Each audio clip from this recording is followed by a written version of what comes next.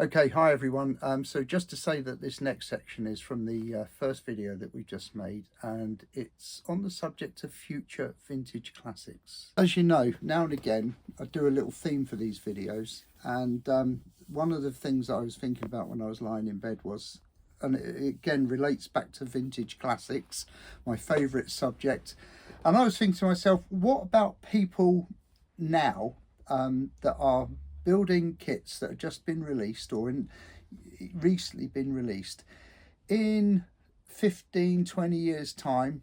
What could potentially be a future vintage classic? In other words, something that we're all familiar with now that's bound to be discontinued and one day would come back as a vintage classic. So if you'll forgive me, I've come up with 5 suggestions, and these are only my own personal suggestions for 5 potential future vintage classics. If you've got any suggestions, please put them in the comments. If you don't care, then that's up to you. So anyway, I'm going to start. What I did, I went through my the last 10 years of Airfix catalogues, looking at potential subjects for future vintage classics. Number 1 would be the 172 Hawker Typhoon.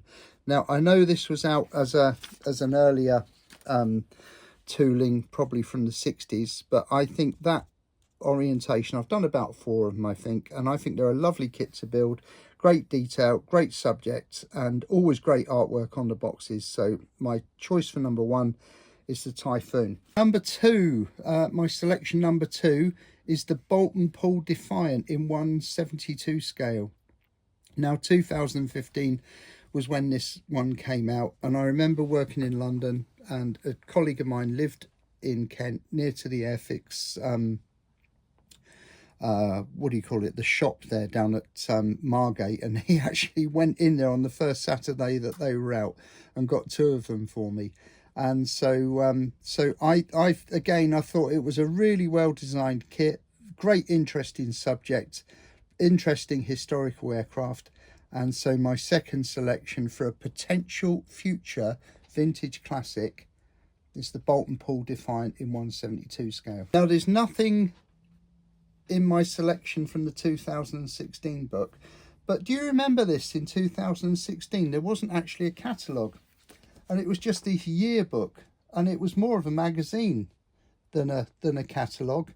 And I've forgotten this was in here actually, and I would have referred to this when I built my HMS Illustrious, but there was a lot of detail on that, and an announcement of new kits for 2016 as well, which included a 148 Defiant. So shortly after the first one came out, they went into 148. So nothing from that book. So skipping on to 2017, and my third selection, and I don't think this was the first year it was introduced, but the Albion 3-point fueler.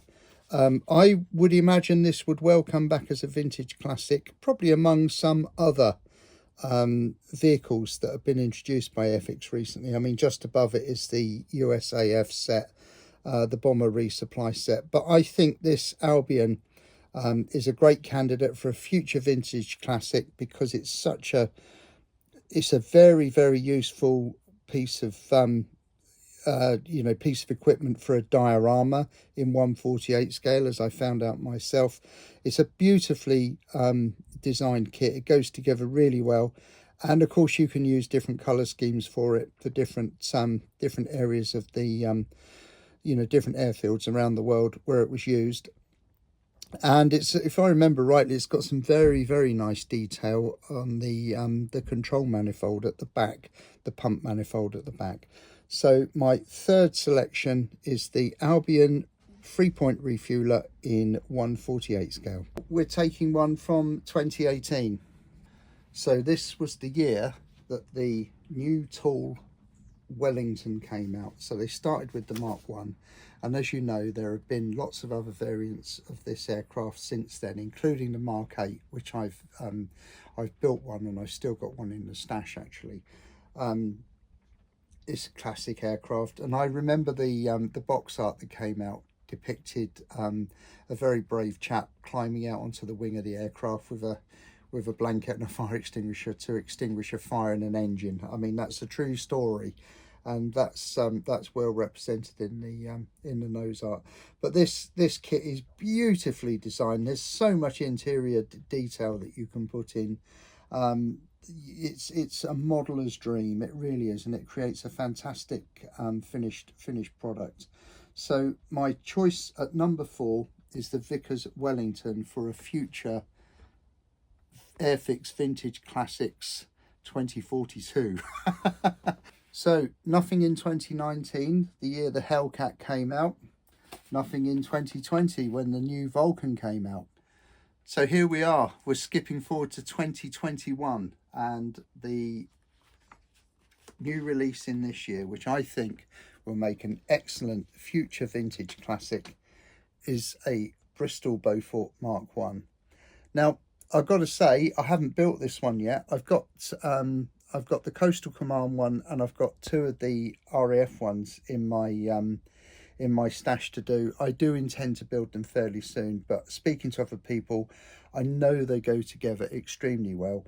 And I think one of the reasons I haven't built them is that I haven't sent away for the masking set yet for the glazing, because as you know, on Bristol aircraft, the cockpit canopies are like a blooming greenhouse with so many frames on there to mask off.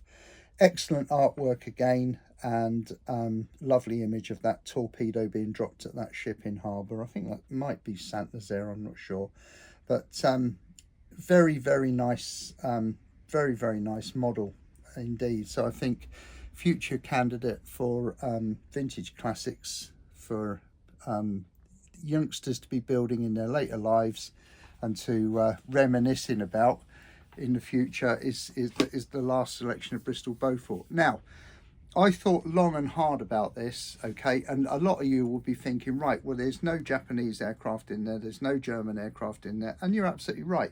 And I seriously thought about including the Nakajima Kate, which I think is a lovely model, and I seriously thought about putting in the Dornier that they re-released in about they retooled in about 2014.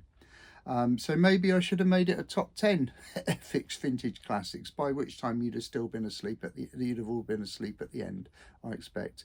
But that was just my selection, and a chance to go through some old catalogues. I've got 22. I mean, I've got the catalogues here up to date, and there are plenty more candidates in there for the concept of future vintage classics. And this is the time of year, Christmas is coming, and I can't wait to get Christmas out of the way, because the new catalogue comes out in January and the new product releases and so on. Nice to have the new Messerschmitt 109 announced last week at well, a week ago today actually, for viewing at Telford, and not for me, I don't think, in the same way that the 124 Spitfires aren't for me, but I'm pleased for those who are keen to get one of those Messerschmitts. I believe it's been fairly well received and up to Airfix's brilliant standards, and I'm sure it's a really nice kit to build, but I don't think I'll be getting one. But having said that, I thought that the price point on it was really reasonable, actually, less than 100 quid, and I think Jadlam had it for 90 quid, 89.99 or something like that. So I thought that was quite reasonably priced, obviously priced to sell, so a sound commercial decision, which I hope Airfix do well with. For those of you that went to Telford, I hope you had a great time. I couldn't go this year. I just can't walk that much at the moment with a couple of bony problems that are going on in my back and my legs. So that just about draws us to a close today, actually.